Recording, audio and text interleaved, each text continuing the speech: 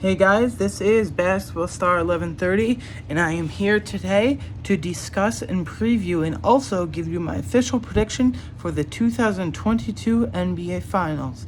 So let's not waste any time and get right into it. So to start with, I'll give you the basic information, then give you some player matchups I'm looking forward to, maybe top 10 players in this, well, not that because I don't have a list ready, but player matchups I'm looking forward to, and then my official prediction. So first, for when the games actually are. Now, I haven't memorized the full schedule. I saw it earlier today, but you can look it up yourself. Literally just type it on Google, 2022 NBA Finals schedule, but I know, and you'll find it, but I know for a fact Game 1 is this Thursday night, 9 o'clock p.m. Eastern on TNT. 9 o'clock p.m. Eastern on ABC. All the games will be broadcast on ABC and ESPN. I do know that. So that's the official time. Game 1, 9 o'clock p.m. Eastern on ABC. So, for who's in it, obviously, I'm sure you've heard by now, but the Boston Celtics are going for their 18th championship in franchise history. It's their first finals appearance since 2010, and the Golden State Warriors, it's their sixth finals appearance, in 8 years. In 8 years, the Warriors made it the finals from 2015 to 2019 for 5 years straight, and then they missed it the whole playoffs entirely for 2 years. 2 years. In 2020 and 21, and now they're back in 2022, obviously, in the finals. So I'm kind of disappointed that the Warriors dynasty is back, quote-unquote, but it's whatever. I am happy for Klay Thompson, though. That's one player I am happy for. He balled out in the playoffs. And he wasn't the old Klay. He definitely wasn't the same perimeter defender with his lateral quickness after tearing his ACL. I don't remember what order, but tearing his ACL and then tearing his Achilles, that's just rough right there. Back-to-back years, it's worse than rough. It's horrible, so I'm glad he's back. But I do like Jordan Poole also. We're getting into him in a minute. Now, and for on the Celtics side of things, as I mentioned, this is the first finals appearance since 2010. They're going for their 18th championship in franchise history. They can tie the Lakers with 18 championships. So, yeah. For the Celtics, they're the best team in the 2022 calendar year, because before 2022, Marcus Smart was kind of criticizing Jaylen Brown and Jason Tatum. They need to get me the ball. Everyone was chastising Ime Udoka. Oh my God, fire Ime Udoka, blah, blah, blah. First-year coach, he can't get it done. But he obviously could get it done. There were thousands of articles for the past 2 years saying it's time to split up Jaylen Brown and Jason Tatum. One's got to go. Most likely Jaylen Brown, build around Jason Tatum. One or the other, but obviously they came through that. And even though I'm a Cavaliers fan, I do like the Celtics. I do like Boston. It's kind of a mixed bag of Boston supports, because even though I don't like baseball really at all, actually, I'm technically a Red Sox fan because of my dad by default, so I'm technically a Boston Red Sox fan. And for the Celtics, obviously, I just mentioned I do like the Celtics. But for the Patriots, obviously, I'm a Buffalo Bills fan, and I'm from Western New York, so I obviously cannot stand the New England Patriots. So it's kind of a mixed bag with Boston sports. But, yeah, and I don't really care about the Boston Bruins or any of that. I don't really care about hockey. But anyway, that's neither here nor there. Just wanted to share that. Now let's get into the specific matchups. So first I wanted to go through the starting lineups and see who matches up better, who has the better starting lineup, and who has the better bench.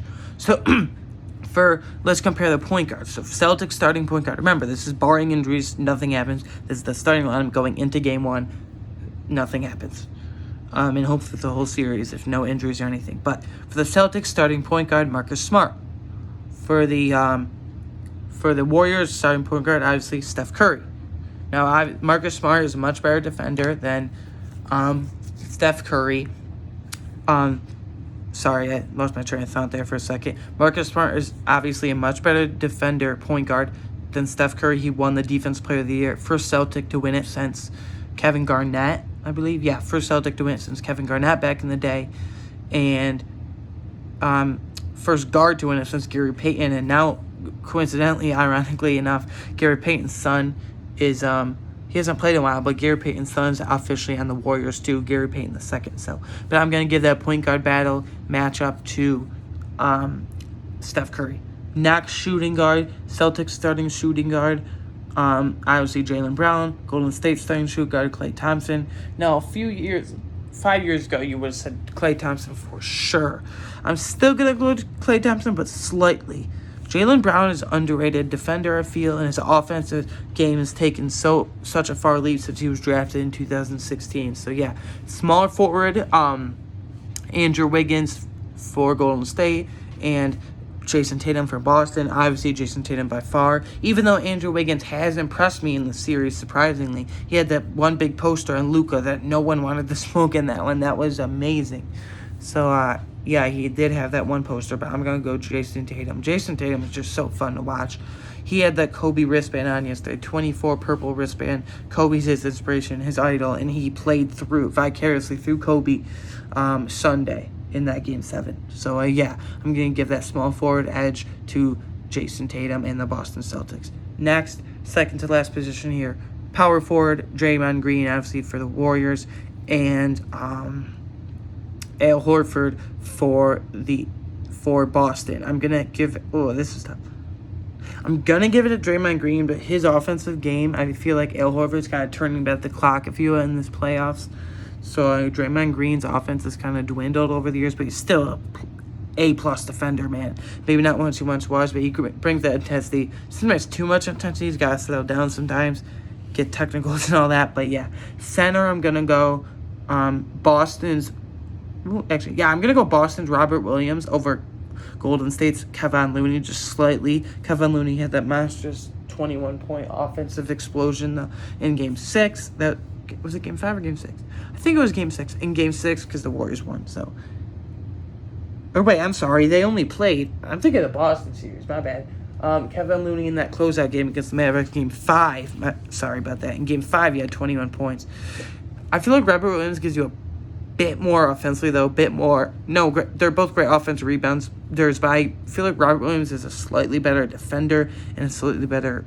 I don't want to say rebounder, but maybe. So, yeah. And the bench. So, Warriors have Jordan Poole coming off the bench, which he's a budding superstar.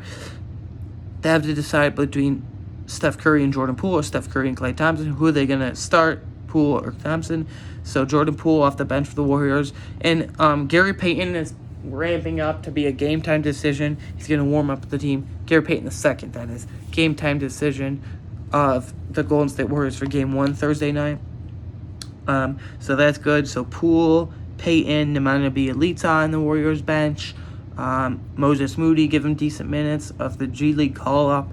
Jonathan Kuminga of the G League call-up. He actually started a couple games for the Golden State Warriors this postseason. So, yeah. And then for the Celtics bench, you have Grant Williams, Aaron Nesmith, this isn't much, Derek White, who started a couple games and was great, had over 10 points in all those games he started. He did miss one, though, for the birth of his child, but congratulations to him. But anyway, I'm going to say the Warriors bench is better by a bit because I do like Jordan Poole better than Derek White.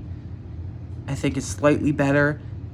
Nemanja Bjelica isn't much. Moses Moody and especially Jonathan Kuminga, I think, are budding stars in this league one day. They're on their way. And Celtics, I do like Derek White, but like I said, Jordan Poole's better in my opinion, just slightly. And Grant Williams, I do like, but I feel like that's what they have going for. So I guess the benches are kind of even, but I will give a slight edge to the Warriors. So now all that's over. On to my official prediction. You heard it here right now. This is my official 2020 NBA Finals. So the 2022 NBA champions will be the Boston Celtics in 7 games. Anyways, guys, this has been Basketball Star 1130. I'll see you later. Bye.